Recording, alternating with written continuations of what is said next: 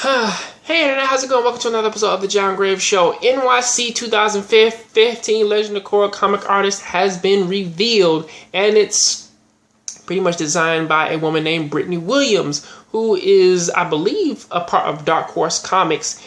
And she pretty much went on to say that she's definitely going to stay true the amazing style and tone of Legend of Korra and the Avatar series have, and she does actually present some of her art drawings, and they look really amazing. They look just like how it does in the TV series.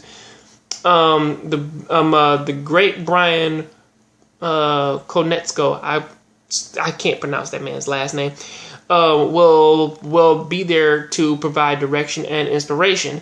At the same time, animation and comics are very different, as opposed to a whole crew with a variety of tastes and styles. Working on an animated series, a comic usually has one artist. In that respect, I think my drawing style will probably show itself a bit. Williams went on to be quoted. And as far as I know, I'm okay with The Legend of Korra. I'm okay with the Legend of Korra graphic novel. That will finally probably sort of add a little bit more weight to what's going on with the story, but really, with how Legend of Korra ended, I felt as though that was a pretty perfect ending for it, because there were no more questions to be asked at the end of the series, aside from the fact of is Korra and Asami in a relationship? And since that question was already answered, really making a graphic novel, you sort of have to do what most of what the Legend of Korra story has been doing, which is sort of making small little anthology stories which sort of bleed into the next one, or at least unlike the original Avatar, where it was one massive story over 3 books and 2 movies.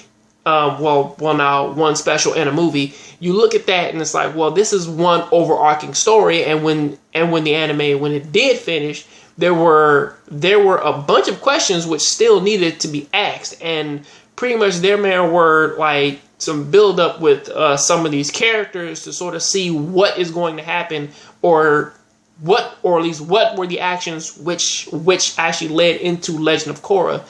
In terms of whatever Legend of Korra was, really most of the questions have been answered for the series, and give or take every single arc of the Legend of Korra story pretty much answered a question for pretty much each character whenever something happened at the end of the last story. In this case, like in the first season, you pretty much wanted to know, like what's going to happen with like everybody. It's like what's happening with Bolin, what's happening with Mako, what's happening with Asami